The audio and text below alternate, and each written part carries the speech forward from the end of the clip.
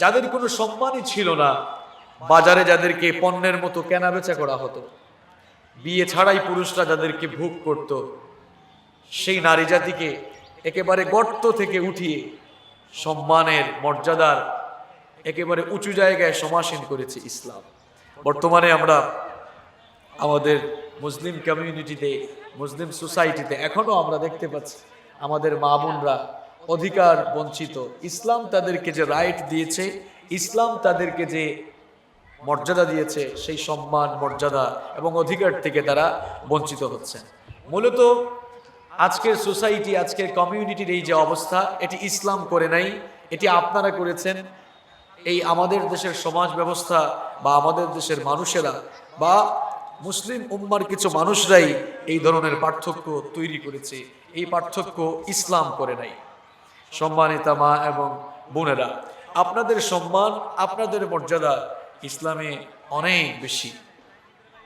আজকে আমরা আমাদের দেশে মাঝে মাঝে স্লোগান শুনতে পাই যে ইসলাম নারীকে কোনো অধিকার দেয় নাই, পর্দার নাম করে ইসলাম নারীদেরকে ঘরের মধ্যে আবদ্ধ করে রেখেছে।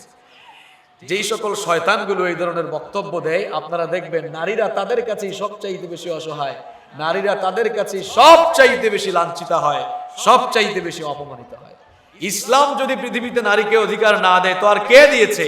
পৃথিবীতে তো সর্বপ্রথম নারীর অধিকার ইসলামই প্রতিষ্ঠিত করেছে। যেখানে কন্যা সন্তান জন্ম হলে জীবিত পুঁতে ফেলা হতো, নারীর কোনো রাইট ছিল না, কোনো অধিকার ছিল না, কোনো সম্মান ছিল না, কোনো মর্যাদা ছিল না। অধিকার বঞ্চিত সেই নারী সমাজকে, সেই নারী সমাজের ন্যায্য অধিকার নিশ্চিত করেছে ইসলাম। কিরকম দেখেন, কোরআন কারীমের ভেতরে আল্লাহ তাআলা 114টি সূরা দিয়েছেন। পুরুষদের জন্য কিন্তু আলাদা কোনো সূরা নাই, আছে নাকি? পুরুষদের জন্য আলাদা কোনো সূরা নাই, কিন্তু নারীর অধিকার এবং মহিলাদের কর্তব্য সংক্রান্ত বিধিবিধান এর ব্যাপারে আল্লাহ তাআলা কোরআনে কারীমে স্বতন্ত্র একটি সূরা নাজিল করেছেন, যে সূরার নাম হচ্ছে সূরাতুন নিসা। কিন্তু কোরআনে কারীমে আপনি সূরাতুর রিজাল বা পুরুষদের জন্য আলাদা কোনো সূরা পাবেন না, বরং নারীদের জন্য আলাদা সূরা রয়েছে, যেই সূরার নাম হচ্ছে সূরাতুন নিসা। ইসলাম নারীকে সকল সেক্টরে, সকল জায়গায় তাদের ন্যায্য অধিকার নিশ্চিত করে দিয়েছে। যেমন ইসলাম নারীকে কন্যা হিসাবে, মেয়ে হিসাবে তার অধিকার নিশ্চিত করেছে। যেই সমাজে দ্য এজ অফ ইগনোরেন্স, জাহেলিয়াতের সেই অজ্ঞতার যুগ, বর্বরতার যুগে কন্যা সন্তান জন্ম হলেই জীবন্ত অবস্থায় তাদেরকে পুঁতে ফেলা হতো, কবর দেওয়া হতো, সেই সমাজে ইসলাম কন্যা হিসেবে নারীর অধিকার কেমনে প্রতিষ্ঠা করলো, আল্লাহর কোরআন থেকে আপনাদেরকে শোনাই।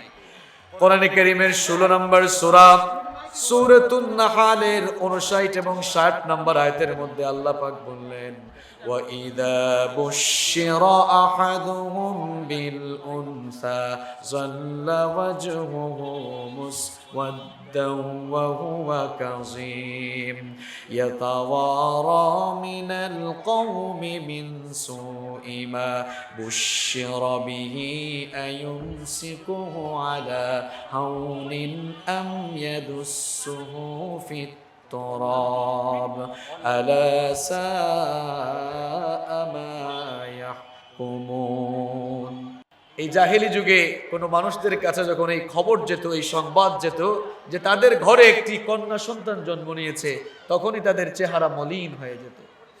তারা এটাকে তাদের জন্য অপমানকর মনে করত এবং তাদের অবস্থা এমন হতো, ইয়াতাওয়ারা মিনাল কওমি মিন সুই মা বুশশিরা বিহি।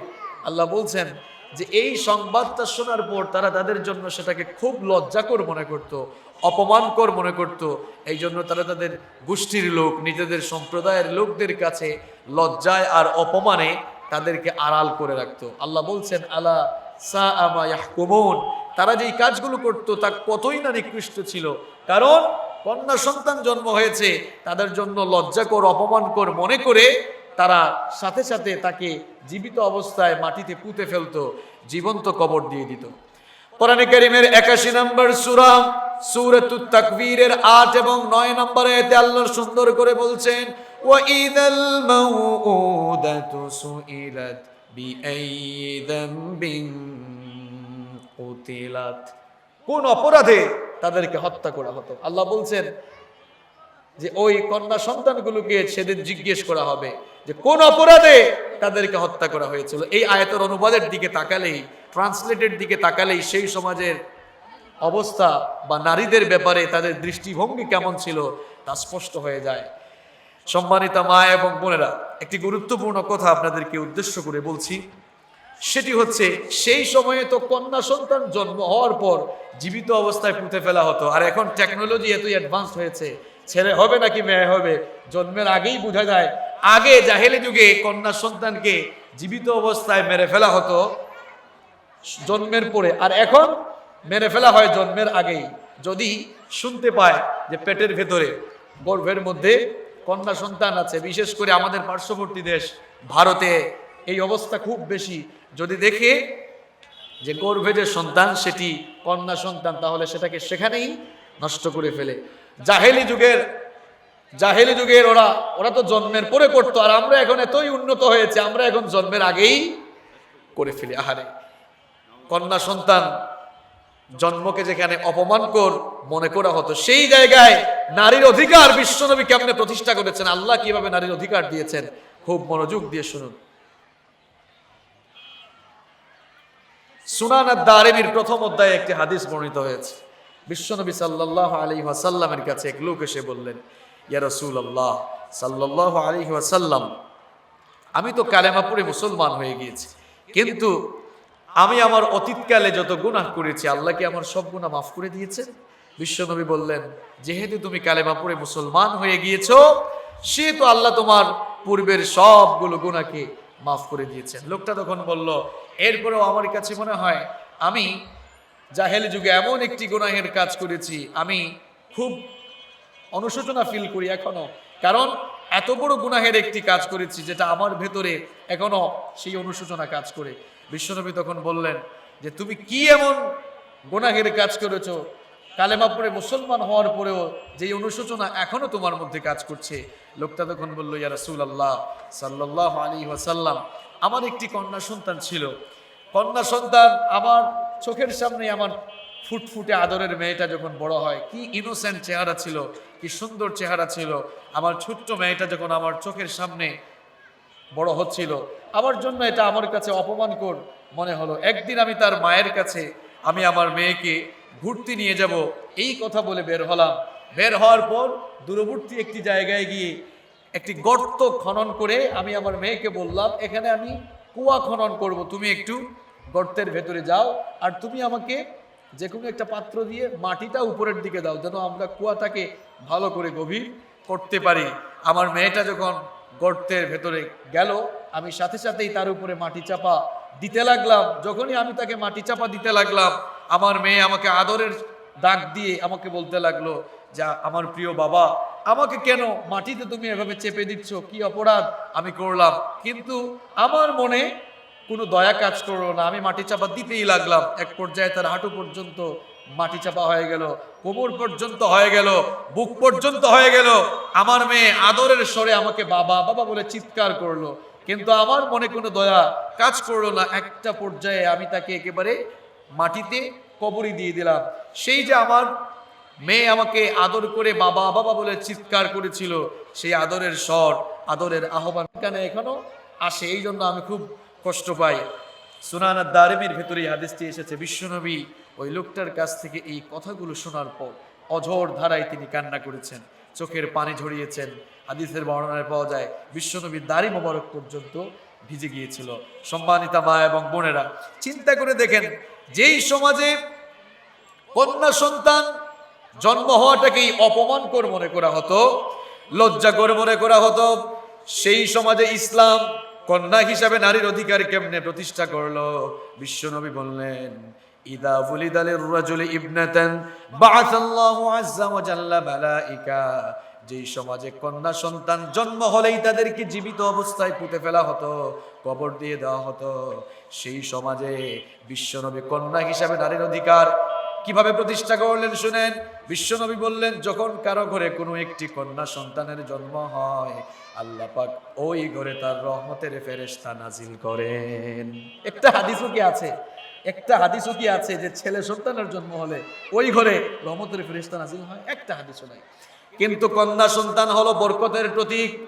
যেই ঘরে কন্যা সন্তানের জন্ম হয় ওই ঘরে আল্লাহ পাক তার রহমতের ফেরেশতা নাজিল করেন। আর ওই রহমতের ফেরেশতারা এসে বলে ইয়াকুলুনা আসসালামু আলাইকুম আহলাল বাইত। যেই ঘরে এই কন্যা সন্তানের জন্ম হলো এই ঘরবাসী প্রত্যেকটি মানুষের প্রতি আল্লাহর রহমত নাজিল হোক। ওই ঘরবাসী প্রত্যেকটি মানুষের প্রতি আল্লাহর রহমত নাজিল হোক। শুধু তাই নয়, ইয়াকতানাফুনাহা বিআজনিহাতিহিম ওয়া ইয়ামসাহুনা বিআইদিহিম আলা রাসিহা। রহমতের ফেরেশতারা ওই কন্যা সন্তানের মাথায় হাত বুলিয়ে রহমতের ডানায় আবৃত করে তারা তখন বলতে থাকে ইয়াকুলুনা দাঈফাতান খারাজাত মিন দাঈফা আল কাইয়িমু আলাইহা মুআনুন ইলা ইয়াউমিল কিয়ামা। ফেরেশতারা ওই কন্যা সন্তানের মাথায় হাত বুলিয়ে বলতে থাকে এই কন্যা সন্তানকে যারা আদর যত্ন স্নেহ মমতা ভালোবাসা দিয়ে প্রতিপালন করবে কিয়ামত পর্যন্ত আল্লাহ তাআলা তাদেরকে সাহায্য করবেন।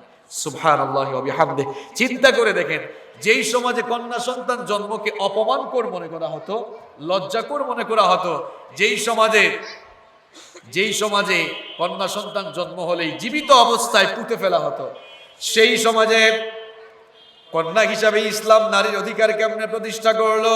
বিশ্বনবী সাল্লাল্লাহু আলাইহি ওয়াসাল্লাম বললেন মান আলা জারিয়াতাইনি হাত্তা তাবলুগা দাখালতু আনা ওয়া হুয়া ফিল জান্নাতি ওয়া দাম্মা আসাবিআহু। বিশ্বনবী বললেন যার দুটি কন্যা সন্তান রয়েছে ওই দুটি কন্যা সন্তানকে যারা স্নেহ মমতা আর ভালোবাসা দিয়ে প্রতিপালন করবে, এরপরে সৎপথস্থ করবে, দুটি আঙ্গুলকে একত্রিত করে আল্লাহর নবী বললেন কিয়ামতের দিন আমি আর ওই দুই কন্যার বাবা একসাথে জান্নাতে থাকবো। চিন্তা করেছেন?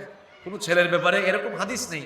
যেই সমাজে মেয়ে হইলেই জীবিত অবস্থায় কবর দেওয়া হতো, সেই সমাজে কন্যা হিসাবে নারীর অধিকার ইসলাম কিভাবে প্রতিষ্ঠা করেছে শুনেন। বিশ্বনবী বললেন যার দুটি কন্যা সন্তান রয়েছে আর ওই দুটি কন্যাকে যারা আদর স্নেহ মমতা ভালোবাসা দিয়ে প্রতিপালন করবে, দুটি আঙ্গুলকে এভাবে একত্রিত করে আল্লাহর নবী বললেন কিয়ামতের দিন আমি এবং ওই দুই কন্যার বাবা একসাথে আমরা একই জান্নাতে থাকবো। সুবহানাল্লাহ। এক সাহাবী বললেন ইয়া রাসূলুল্লাহ সাল্লাল্লাহু আলাইহি ওয়াসাল্লাম আমার তো দুটি মেয়ে না, আমার তিনটি মেয়ে, তাহলে আমার অবস্থা কি হবে? বিশ্বনবী বললেন অসুবিধা নাই, তুমিও যদি তোমার তিনটি মেয়েকে আদর স্নেহ মমতা ভালোবাসা দিয়ে প্রতিপালন করো তুমিও আমার সাথে জান্নাতে থাকবা। সুবহানাল্লাহি ওয়া বিহামদিহি। ইবনে মাজার বর্ণনায় হাদিস বর্ণিত হয়েছে عن عقبة ابن عامر رضي الله عنه قال سمعت رسول الله صلى الله عليه وسلم يقول من كان له 3 بنات فصبر عليهن وأطعمهن وسقاهن وكساهن من جدته كنا له حجابا من النار يوم القيامة। বিশ্বনবী সাল্লাল্লাহু আলাইহি ওয়াসাল্লাম বললেন যার তিনটি কন্যা সন্তান রয়েছে, তিনটি মেয়ে সন্তান পাওয়ার পর যেই ব্যক্তি এটা তার জন্য অপমানকর মনে করলো না, সবর করলো, ধৈর্য ধারণ করলো আর ওই মেয়েদেরকে সঠিকভাবে লালন পালন করলো, ভরণ পোষণ করলো, সঠিকভাবে ওই তিনটি মেয়েকে লালন পালন করার কারণে কিয়ামতের দিন সে জাহান্নাম থেকে বেঁচে যাবে। সুবহানাল্লাহ। এরকম কিন্তু কোন ছেলের বাপের ব্যাপারে হাদিস নাই, ছেলের বাবার ব্যাপারে হাদিস নাই। এরপরেও দেখবেন বিশেষ করে আমাদের সমাজে মায়েরা তাদের হয়তো মন খারাপ কম হইতে পারে, অনেক বাবাদের অবস্থা আমরা দেখি মেয়ে সন্তান জন্ম হইলেই তাদের কপাল কালো হয়ে যায়, ওই হারে আমার শুধু মেয়েই হয়, আর যাদের 2-3টা মেয়ে হয় তারা তো আফসোস করে বলে আল্লাহর কাউরে পায় না, শুধু আমারই মেয়ে দেয়। কন্যা সন্তান এটি হচ্ছে কল্যাণ, প্রাচুর্য আর বরকতের প্রতীক। পৃথিবীতে যে হাজব্যান্ড এবং যে ওয়াইফ সবচাইতে বেশি সৌভাগ্যবান, সবচাইতে বেশি সৌভাগ্যবতী যারা, তাদেরকে আল্লাহ পাক প্রথম সন্তান কন্যা সন্তান দান করেন। সুবহানাল্লাহ। কন্যা সন্তান পেলে রাগ করা যাবে না। দেখেন বুখারীর বর্ণনায় একটি হাদিস বর্ণিত হয়েছে, আমাদের মা উম্মুল মুমিনিন আয়েশা রাদিয়াল্লাহু আনহা এই হাদিসটি বর্ণনা করেছেন। তিনি বলেছেন একবার আমার কাছে একজন মহিলা আসলো, ওই মহিলার সাথে 2টি মেয়ে ছিল, ওরা খুব ক্ষুধার্ত ছিল, অসহায় ছিল। ওই কন্যা সন্তানদের মা আমার কাছে কিছু সাহায্য চাইলো, আমার কাছে দেওয়ার মতো কিছু জিনিস ছিল না। 2টা খেজুর ছিল, একটা খেজুর ছিল, একটা খেজুরই দিলাম। ওই মহিলা ক্ষুধার্ত ছিল কিন্তু খেজুরটা সে নিজে খেলো না, খেজুরটা 2 ভাগ করে তার 2টি মেয়েকে খাওয়ালো। বিশ্বনবী আসার পরে এই ঘটনা আমি বিশ্বনবীকে শোনালাম।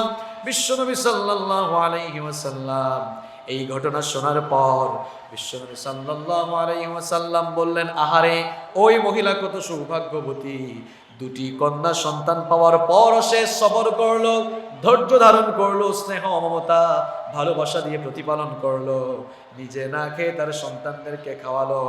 আমি আল্লাহর নবী সাক্ষ্য দিচ্ছি, কিয়ামতের দিন ওই মহিলাকে আল্লাহ পাক তার জান্নাতে ঢোকাবেন। সুবহানাল্লাহ। এভাবেই যখন কন্যা হিসাবে যখন পৃথিবীতে মেয়ে হিসাবে নারীর কোনো রাইট ছিল না, অধিকার ছিল না, ইসলাম আসার মাধ্যমে কন্যা হিসাবে নারীর অধিকার প্রতিষ্ঠিত হলো। আবার কিছু মানুষ এরকম আছে, ছেলে এবং মেয়ে যদি থাকে ঘরের মধ্যে, তাহলে ছেলেদেরকে একটু বেশি মহব্বত করে আর মেয়েদেরকে একটু কম করে। প্রথমে মেয়ে হয়েছে, মেয়ে হওয়ার পর খুব কুলে নিত, খুব আদর করত, খুব ভালোবাসতো, কিন্তু এরপরে যখন কয়েকদিন পর আরেকটা ছেলে হলো, তখন আর মেয়েটাকে কুলে নেয় না, মেয়েকে আগের মতো ভালোবাসে না। না, এমনটা করা যাবে না, এমনটি আমার নবীর চরিত্র নয়। বরং আপনি আপনার মেয়েকে ভালোবাসবেন। দেখা যায় ছেলে মেয়েকে নিয়ে খাবার খেতে বসেছে, ছেলেকে মাছের মাথা দেয় কিংবা মাছের সবচেয়ে ভালো পেটি, ভালো অংশটা দেয়, আর মেয়েকে সব সময় মাছের লেজ দেয়। ছেলে যখন অসুস্থ হয় তখন ঢাকায় নিয়ে যায় ভালো কোনো হসপিটালে, হয়তো বা অ্যাপোলোতে পর্যন্ত পৌঁছাবে। আর মেয়ে যখন অসুস্থ হয় ওই আশেপাশে কোনো গ্রাম্য ডাক্তার কিংবা সর্বোচ্চ যদি যায় তাহলে জাজিরাতে হয়তো একটা হসপিটালে নিয়ে যাবে। আর ছেলে অসুস্থ হইলে, অবস্থা খারাপ, অ্যাম্বুলেন্সে নে, প্রয়োজনে হেলিকপ্টারে নেও, তাড়াতাড়ি ঢাকায় যাবে না। এই ধরনের বৈষম্য ইসলাম করে নাই, বুঝতে হবে। এই ধরনের বৈষম্য ইসলাম করে নাই, এই বৈষম্যগুলো আমাদের সোসাইটি করেছে, আমাদের সমাজের কিছু মানুষ করেছে। ইসলাম এই ধরনের বৈষম্য করে নাই।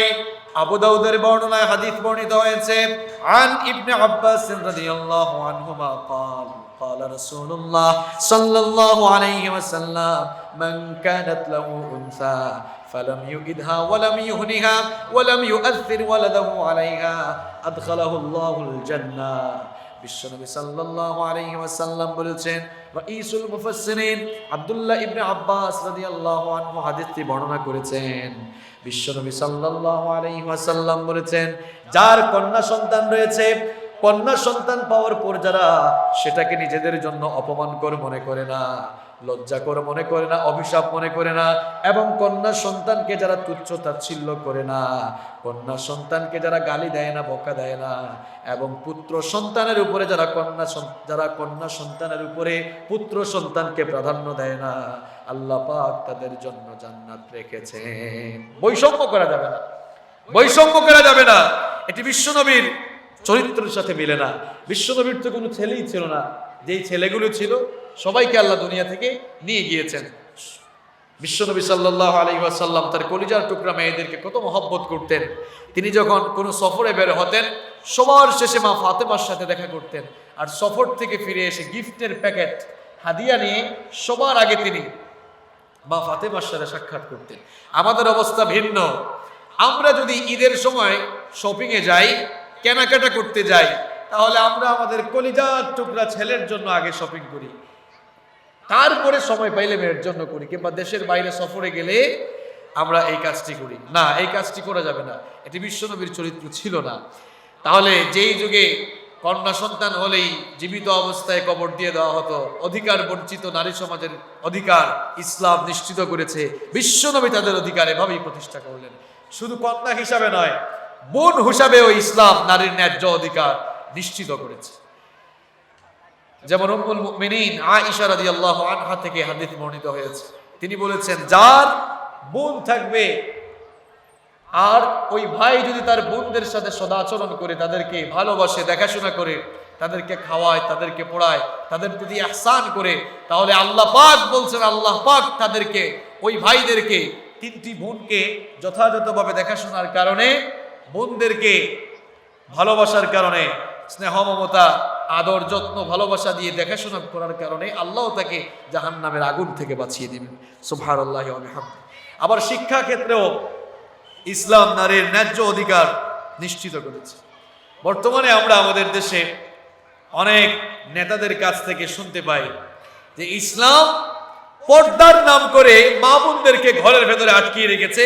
স্কুল, কলেজ, ইউনিভার্সিটি কিংবা মাদ্রাসায় বোনদেরকে যেতে নিষেধ করেছে। বেকুবের দল। পৃথিবীতে একমাত্র দিন, একমাত্র জীবন ব্যবস্থার নাম হচ্ছে ইসলাম। পৃথিবীতে ইসলাম একমাত্র ধর্ম, যেই ধর্মের প্রথম শব্দটাই ছিল পড়াশোনা। বিশ্বনবীর কাছে যেই ওহী প্রথম নাজিল হলো সেটি কি ছিল? ইকরা বিসমি রাব্বিকাল্লাযী খালাক, read in the name of your lord. পড়ো তোমার প্রভুর নামে, হু হ্যাজ ক্রিয়েটেড ইউ, যিনি তোমাকে সৃষ্টি করেছেন। বিশ্বনবীর কাছে তো প্রথম যে ওহী নাজিল করা হয়েছে সেখানেও বলা হয়েছে পড়ার কথা। আবার বিশ্বনবী বললেন, তলাবুল ইলমি ফরিদাতুন আলা কুল্লি মুসলিমিন ওয়া মুসলিমা, জ্ঞান অর্জন করা এটি প্রত্যেক নরনারীর জন্য, পুরুষের জন্য, নারীর জন্য, সকলের জন্য এটিকে ফরজ করা হয়েছে। এই পৃথিবীতে নারী শিক্ষার ব্যাপারে সবার আগে যিনি কথা বলেছেন, যদি কোনো জায়গায় কুইজে প্রশ্ন আসে যে পৃথিবীতে সর্বপ্রথম নারী শিক্ষার ব্যাপারে যিনি কথা বলেছেন তিনি আর কেউ নন, তিনি আমার নবী, আপনার নবী, রাহমাতুল লিল আলামিন, বিশ্ব নবী মুহাম্মদুর রাসূলুল্লাহ সাল্লাল্লাহু আলাইহি ওয়াসাল্লাম। বিশ্বনবীর বিবিরা, বিশ্বনবীর ওয়াইফ, বিশ্বনবীর স্ত্রী খাদিজা আত-তাহিরা, উম্মুল মুমিনিন আয়েশা রাদিয়াল্লাহু আনহা সহ বিশ্বনবীর স্ত্রীরা বিশ্বনবীর কাছ থেকে তারা জ্ঞান চর্চা করতেন, জ্ঞান শিখতেন। এবং আপনি জানলে অবাক হয়ে যাবেন, বিশ্বনবীর বিবি, বিশ্বনবীর প্রিয়তমা স্ত্রী উম্মুল মুমিনিন আয়েশা রাদিয়াল্লাহু আনহা, তার থেকে প্রায় 2210টি হাদিস বর্ণিত হয়েছে। আপনি জানলে অবাক হয়ে যাবেন, খোলাফায়ে রাশিদার সেই বড় বড় 4 জন সাহাবী সহ বিখ্যাত বিখ্যাত সাহাবীরা উম্মুল মুমিনিন আয়েশা রাদিয়াল্লাহু আনহার ছাত্র ছিলেন। তিনি এত বড় একজন মুহাদ্দিস ছিলেন, এত বড় একজন ফকিহ ছিলেন। বিশ্বনবীর কাছেও মহিলারা আসতেন, দর্সের প্রোগ্রামে আসতেন। আজকে মা বোনরা যেভাবে মহিলা মাহফিলে এসেছেন, এইভাবে বিশ্বনবীর কাছেও মহিলারা আসতেন দ্বীন শেখার জন্য। একজন মহিলা একবার বিশ্বনবী সাল্লাল্লাহু আলাইহি ওয়াসাল্লামকে প্রশ্ন করলেন, ওগো আল্লাহর নবী, আপনার পরে আমরা কার কাছ থেকে জ্ঞান আহরণ করব? বিশ্বনবী সাল্লাল্লাহু আলাইহি ওয়াসাল্লাম বললেন, অসুবিধা নাই, আমার পরে আমার সাহাবীদের কাছ থেকে তোমরা জ্ঞান অর্জন করবা, তাদের কাছ থেকে তোমরা জেনে নেবা।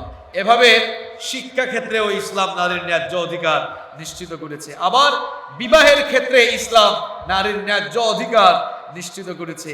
আপনারা সকলেই অবগত আছেন, সেই জাহিলি যুগে বিবাহ ছাড়াই পুরুষরা নারীদেরকে ভোগ করত। বাজারে যেরকম মাছ কিংবা পণ্য কেনাবেচা করা হয়, নারীদেরকে সেভাবেই কেনাবেচা করা হতো। সেই অধিকার বঞ্চিত নারী সমাজকে বিশ্বনবী সাল্লাল্লাহু আলাইহি ওয়াসাল্লাম সম্মান আর মর্যাদার উঁচু আসরে সমাসীন করে দিলেন। বিশ্বনবী সাল্লাল্লাহু আলাইহি ওয়াসাল্লাম বললেন, খবরদার, বিবাহ ছাড়া কোন নারীর কাছেও যাওয়া যাবে না। আর বিয়ের সময় নারীর যে ন্যায্য অধিকার, তার মোহরানা, তার প্রাপ্য দিয়েই তাকে বিয়ে করতে হবে। বিবাহ ছাড়াই মোহরানা আর কি দিবে? বিবাহ ছাড়াই সেই সমাজে নারীদেরকে ভোগ করা হতো। আর ইসলাম নারীকে বিয়ে শাদীতে ন্যায্য অধিকার দিল এবং সাথে সাথে মোহরানার ব্যবস্থাও করে দিল। আল্লাহ পাক কোরআনে কারীমের 4 নম্বর সূরা সূরাতুন নিসা এর 4 নম্বর আয়াতের মধ্যে বললেন, ওয়া আতুন নিসা সাদুকাতিহিন্না নিহলা ফাইন তিবনা লাকুম আন শাইইন মিনহু নাফসান ফাকুলুহু হানিআম মারিআ। আল্লাহ পাক বলছেন যে তোমরা মহিলাদেরকে তাদের ন্যায্য মোহরানা দিয়ে দাও, মোহরানা ছাড়া তাদের কাছে যাবো না। মোহরানা নিয়েও তো এখন কত তামাশা চলে। আপনাদের শরীয়তপুরের অবস্থা কেমন আমি জানি না, যেমন চট্টগ্রাম আর সিলেটে বিশেষ করে দেখা যায় মোহরানা ফুটানি 20 লাখ, 30 লাখ, 40 লাখ, কিন্তু একটা টাকাও নগদ দেয় না। মোহরানার টাকা আপনি নগদ দিয়ে দিবেন, একদম নগদ দিয়ে দিবেন মোহরানার টাকা। এই যে ফুটানি করে, আপনাদের শরীয়তপুরে এগুলো আছে কিনা আমি জানি না, 30 লাখ 40 লাখ টাকা মোহরানা দেয়, কিন্তু একটা টাকাও নগদ দেয় না। আবার পরে আবার মাফও চেয়ে নেয়। মহিলারাও আবার এত আবেগী হয়, প্রথম দিন এত আবেগী থাকে, জুসের ঠেলায় কিন্তু আবার সাথে সাথে মাফও করে দেয়। আবার তালাক টালাক হইলে কিন্তু তখন ঠিকই চায়। তো হাজব্যান্ড যদি বলে, কি ব্যাপার, তুমি না মাফ করে দিছো, চাচ্ছ কেন? বলতেছে, তখন তো জুসের ঠেলায় দিয়েছিলাম, কিন্তু এখন এটা দিতেই হবে। এরকম হচ্ছে আমাদের অবস্থা। আর বিয়ের পদ্ধতিকে সহজ করে দিতে হবে। যার যেটুকু সামর্থ্য আছে সেই সামর্থ্যের আলোকেই সে মোহরানা দিয়ে বিয়ে করবে। সম্মানিতা মা এবং বোনেরা, তাহলে চিন্তা করে দেখুন, যেই সমাজে নারীর কোনো অধিকার ছিল না, বিয়ে শাদীতেও নারীর কোনো অধিকার ছিল না, পুরুষরা ইচ্ছে মতো নারীদেরকে ভোগ করত, ইসলাম আসার মাধ্যমে বিশ্বনবী সাল্লাল্লাহু আলাইহি ওয়াসাল্লাম নারীদেরকে বিয়ে শাদীতেও তাদের ন্যায্য অধিকার নিশ্চিত করলেন। শুধু তাই নয়, স্ত্রী হিসাবেও ইসলাম নারীর অধিকার নিশ্চিত করেছেন। বিশ্বনবী সাল্লাল্লাহু আলাইহি ওয়াসাল্লাম বললেন, খাইরুকুম লিআজওয়াজিহি, তোমাদের মধ্যে সেই সবচেয়ে উত্তম যে তার স্ত্রীর কাছে সর্বোত্তম। আবার আল্লাহ পাক কোরআনে কারীমে বললেন, হুন্না লিবাসুল লাকুম ওয়া আনতুম লিবাসুল লাহুন্না, তোমরা তাদের জন্য পোশাক আর তারাও তোমাদের জন্য পোশাক স্বরূপ। অর্থাৎ স্বামী স্ত্রীর জন্য পোশাক এবং স্ত্রীও তার স্বামীর জন্য পোশাক। স্ত্রী হিসাবেও ইসলাম নারীকে ন্যায্য অধিকার দিয়েছে। বিশ্বনবী সাল্লাল্লাহু আলাইহি ওয়াসাল্লাম বললেন, তোমাদের স্ত্রীদের সাথে তোমরা সদাচরণ করো, উত্তম ব্যবহার করো, ভালো ব্যবহার করো। এক সাহাবী এসে বিশ্বনবীকে প্রশ্ন করলেন, ইয়া রাসূলুল্লাহ সাল্লাল্লাহু আলাইহি ওয়াসাল্লাম, আমার উপরে আমার ওয়াইফ, আমার স্ত্রীর কি হক রয়েছে, আমার কি করণীয় রয়েছে? বিশ্বনবী সাল্লাল্লাহু আলাইহি ওয়াসাল্লাম তখন বললেন, তোমার উপরে তোমার স্ত্রীর হক হচ্ছে তুমি যা পছন্দ করে, নিজের জন্য যা পছন্দ করো, তোমার স্ত্রীর জন্য তুমি তা পছন্দ করবা। তোমার স্ত্রীকে তুমি খাওয়াবা, পড়াবা, তার ভরণ পোষণের দায়িত্ব নিবা এবং স্ত্রীকে ভালোবাসবা, এটিই হচ্ছে তোমার উপরে তোমার স্ত্রীর হক। আবার বিশ্বনবী সাল্লাল্লাহু আলাইহি ওয়াসাল্লাম নারীর অধিকার সর্বক্ষেত্রে কিভাবে প্রতিষ্ঠা করেছেন দেখেন। বিধবাদের অধিকারও ইসলাম দিয়েছে, বিধবা নারীদের অধিকার মর্যাদা ইসলাম দিয়েছে। বিশ্বনবী সাল্লাল্লাহু আলাইহি ওয়াসাল্লাম বলেছেন, বিশ্বনবী সাল্লাল্লাহু আলাইহি ওয়াসাল্লাম বলেছেন, যেই পুরুষ একজন বিধবা নারীকে বিবাহ করবে, যেই পুরুষ একজন বিধবা নারীকে বিবাহ করবে, আল্লাহর রাস্তায় জিহাদ করলে কিংবা আল্লাহর রাস্তায় জিহাদ করলে কিংবা সারা রাত দাঁড়িয়ে নিরলস ভাবে ধারাবাহিকভাবে সলাতুল লাইল তাহাজ্জুদের নামাজ আদায় করলে এবং দিনের বেলা নফল সিয়াম আদায় করলে যে পরিমাণ সওয়াব আমলনামায় কাউন্ট হবে, আল্লাহ এর চাইতে বেশি সওয়াব আমলনামায় দান করে দেন। সুবহানাল্লাহ। আবার আমাদের অনেক বোনেরা আছেন, বিধবা হয়ে গিয়েছেন, 2টা 3টা সন্তান আছে, এদের মুখের দিকে তাকিয়ে এরা আর বিয়ে বসে না।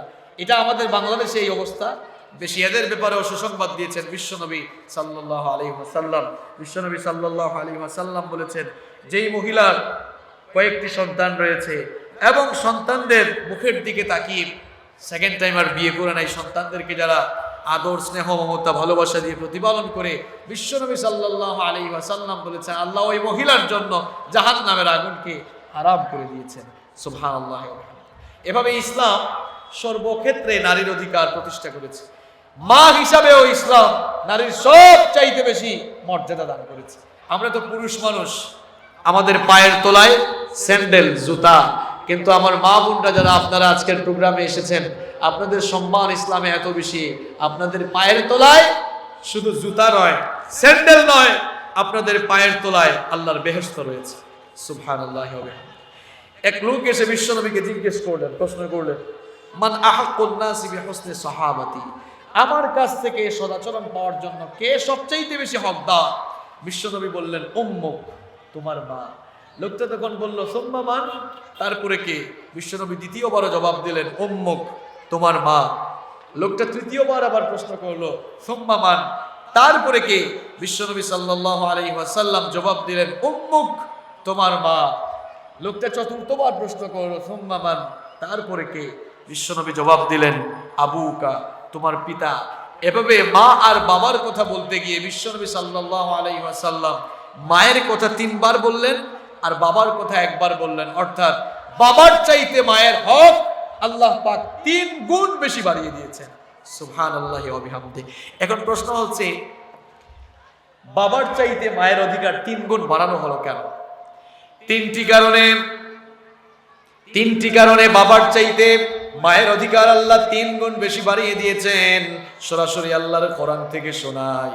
কোরআনে কারীমের 46 নম্বর সূরা সূরাতুল আহকাফের 15 নম্বর আয়াতের মধ্যে আল্লাহ পাক বললেন, ওয়া ওয়াসাইনাল ইনসানা বিওয়ালিদাইহি ইহসানা হামালাতুহু উম্মুহু কুরহান ওয়া ওয়াদাআতুহু কুরহা وحمله وفصاله 30 شهرا। তিনটি কারণে পিতার চাইতে মাতার অধিকার আল্লাহ বাড়িয়ে দিয়েছেন। এক নাম্বার হচ্ছে মা সন্তানকে 10 মাস 10 দিন গর্ভধারণ করেছেন, ওয়াহনান আলা ওয়াহনিন, কষ্টের পর কষ্ট, যাতনার পর যাতনা সহ্য করে মা সন্তানকে 10 মাস 10 দিন গর্ভধারণ করেছেন। আর 2 নম্বর হচ্ছে মা সন্তানকে ডেলিভারি করেছেন। 3 নম্বর হলো মা সন্তানকে দুধ পান করিয়েছেন। এই 3টি কাজ কি বাবারা করে নাকি মারা করে? মারা করে। এই জন্য এই 3টি কাজ মা এই 3টি দায়িত্ব পালন করেছেন বলে। আর এই 3টি দায়িত্ব কিন্তু খুব কঠিন। গর্ভধারণের যন্ত্রণা তো পৃথিবীর কোনো পুরুষ মানুষ বুঝবে না। গর্ভধারণের যন্ত্রণা যে কত মারাত্মক। আবার ডেলিভারির যন্ত্রণা, মেডিকেল সায়েন্স বলছে একজন মানুষ সর্বোচ্চ 25 থেকে 30 ইউনিট ব্যথা সহ্য করতে পারে, কিন্তু একজন মা যখন সন্তানকে প্রসব করেন তখন 25 আর 30 নয়, প্রায় 50 থেকে 55 ইউনিট ব্যথা তাকে সহ্য করতে হয়। তাহলে ওই প্রসবকালীন বেদনা, প্রসবকালীন ব্যথা যে কি মারাত্মক, কি ডেঞ্জারাস, এটা আরশের মালিক আল্লাহ আর গর্ভধারিণী মা ছাড়া কিন্তু আর কেউ বুঝতে পারে না। আর 3 নাম্বার হচ্ছে মা সন্তানকে 2 বছর কিংবা 2.5 বছর বুকের দুধ পান করিয়েছেন। এই 3টি কাজ পৃথিবীর মায়েরা করেন, কোনো বাবারা এই কাজ করে না বলে বাবার চাইতে মায়ের অধিকার আল্লাহ 3 গুণ বেশি বাড়িয়ে দিয়েছেন। সুবহানাল্লাহি ওয়া বিহামদি। মায়েদের সম্মান ইসলাম এমন ভাবে দিয়েছে, এক লোক এসে বিশ্বনবীর কাছে আবেদন করলো, ইয়া রাসূলুল্লাহ সাল্লাল্লাহু আলাইহি ওয়াসাল্লাম, আরাদতু আন আগজওয়া, আমি যুদ্ধে যেতে চাই, আমাকে অনুমতি দেন। বিশ্বনবী বললেন, হাল্লাকা মিন তোমার কি মা আছে? লোকটা বলল, নাআম, আমার তো মা আছেন। বিশ্বনবী বললেন, ফালজিমহা ফালজিমহা ফাইন্নাল জান্নাতা তাহতা রিজলাহা, ফিরে যাও, তোমার মায়ের খেদমত করো, কারণ তোমার জান্নাত তোমার মায়ের পায়ের নিচে। সুবহানাল্লাহি ওয়া বিহামদি। এভাবেই ইসলাম নারীকে মর্যাদার সর্বোচ্চ আসনে সমাসীন করলো। সম্মানিতা মা এবং বোনেরা, শুধু তাই নয়, ইসলাম নারীদেরকে সম্পত্তিতেও নারীর অধিকার নিশ্চিত করেছে। সেই জাহেলি যুগের বর্বর মানুষগুলো সম্পত্তিতেও মেয়েদের ভাগ দিত না, তারা তাদের সম্পদকে ইচ্ছা মতো ভোগ করত, নারীদেরকে সম্পত্তির কোনো ভাগ দিত না। ওই জাহেলি যুগের মানুষদের মতো কিছু মানুষ আজও আমাদের সমাজে আছে যারা নারীদেরকে এখনো সম্পত্তিতে ভাগ দেয় না। অথচ আল্লাহ সতর্ক করেছেন কোরআনে কারীমের 4 নম্বর সূরা সূরাতুন নিসা এর 19 নম্বর আয়াতের মধ্যে আল্লাহ পাক বললেন, ইয়া আইয়ুহাল্লাযীনা আমানু লা ইয়াহিল্লু লাকুম আন তারিসুন নিসা কারহা। আল্লাহ সতর্ক করছেন, হে বিশ্বাসীরা, হে ঈমানদাররা যারা ঈমান এনেছো, খবরদার, সাবধান, জোর করে মহিলাদের সম্পত্তিগুলো, নারীদের সম্পত্তি তোমরা নিজেরা ভোগ করো না, দখল করে নিও না, কারণ এটা আল্লাহর কাছে খুবই অপছন্দনীয় কাজ। কোরআনে কারীমের 4 নম্বর সূরা সূরাতুন নিসা এর 7 নম্বর আয়াতে আল্লাহ আরো সুন্দর করে বললেন, লিররিজালি নাসীবুম মিম্মা তারাকাল ওয়ালিদানি ওয়াল আকরাবুন ওয়ালিন-নিসাই নাসীবুম মিম্মা তারাকাল ওয়ালিদানি ওয়াল আকরাবুন মিম্মা ক্বাল্লা মিনহু আও কাসুরা নাসীবাম মাফরুদা। আল্লাহ পাক বললেন, পিতামাতা এবং আত্মীয় স্বজনের রেখে যাওয়া সম্পত্তিতে পুরুষের যেমন হক রয়েছে, তেমনি পিতামাতা এবং আত্মীয় স্বজনের রেখে যাওয়া সম্পত্তিতে নারীরও সেই অধিকার রয়েছে। তার সেই অধিকার ফিরিয়ে দাও। মিরাস, মাওয়ারিস বা ফারাইজ, ইসলামের সম্পদ বন্টনের যে নীতিমালা রয়েছে, সেই সম্পদ বন্টনের নীতিমালার আলোকেই নারীদের মধ্যেও সম্পদের ভাগ দিয়ে দিতে হবে। আমাদের দেশে তো কিছু জালেম বাবারা আছেন, মায়েরাও আছেন, ধরেন সম্পদ যদি থাকে 20 কানি, আপনাদের এলাকায় কি কানি বলে নাকি বিঘা বলে? কানি না? সম্পত্তি আছে 20 কানি, 4 ছেলে 2 মেয়ে, খুব সুন্দর ক্যালকুলেটরে হিসাব মারে, 4 5 20, তাহলে মেয়েদের ভাগ কই গেল? হাজি সাহেব তো আবার কি হজ আদায় করে, যাকাত দেয়, মুসল্লি 5 ওয়াক্তের, আবার তাহাজ্জুদের নামাজ আদায় করে। আল্লাহর কসম, মেয়েকে যদি সম্পদের ভাগ না দেন, ব্যবসার ভাগ না দেন, সম্পত্তিতে যদি মেয়েকে ঠকান, যতই আপনি নামাজি হন না কেন, তাহাজ্জুদি হন না কেন, আর যতই আপনি হাদি সাহেব হন না কেন, মেয়েকে ঠকালে, সম্পত্তির ভাগ না দিলে, জালেম হয়ে কিয়ামতের দিন আল্লাহর সামনে দাঁড়াতে হবে। এভাবে ইসলাম নারীকে মিরাথের ক্ষেত্রে, সম্পত্তির ক্ষেত্রেও ইসলাম নারীর ন্যায্য অধিকার প্রতিষ্ঠা করেছে। আবার ইসলাম নারীকে অর্থনৈতিক ক্ষেত্রেও নারীর অধিকার প্রতিষ্ঠা করেছে। আমার মা বোনরা, আপনারা চাইলে ব্যবসা করতে পারবেন, আপনারা চাইলে পড়াশোনা করতে পারবেন, স্কুল, কলেজ, ইউনিভার্সিটিতে আপনারা যাবেন, আপনারা শিক্ষকতার পেশায় নিজেরা নিয়োজিত হতে পারবেন, কিংবা আপনারা ডাক্তার হতে পারবেন, ইঞ্জিনিয়ার হতে পারবেন, সব জায়গায় যাওয়ার আপনাদের সুযোগ আছে। কিন্তু শর্ত হচ্ছে পর্দার সাথে করতে হবে। আপনারা ব্যবসাও করতে পারবেন। আমাদের মা খাদিজা আত-তাহেরা রাদিয়াল্লাহু আনহা, তিনি তো ব্যবসায়ী ছিলেন। আবার উম্মুল মুমিনিন আয়েশা রাদিয়াল্লাহু আনহা, তিনি শিক্ষক ছিলেন। বহু সাহাবীদের উস্তাদ তিনি ছিলেন। বহু সাহাবীরা তার কাছ থেকে হাদিসের জ্ঞান আহরণ করেছেন। আপনারা চাইলে শিক্ষক হতে পারবেন, আপনারা চাইলে লয়ার হতে পারবেন, ইঞ্জিনিয়ার হতে পারবেন, ডাক্তার হতে পারবেন, সব জায়গায় আপনাদের যাওয়ার সুযোগ আছে। কিন্তু শর্ত হচ্ছে পর্দা মেইনটেইন করে আপনাদেরকে সবকিছু করতে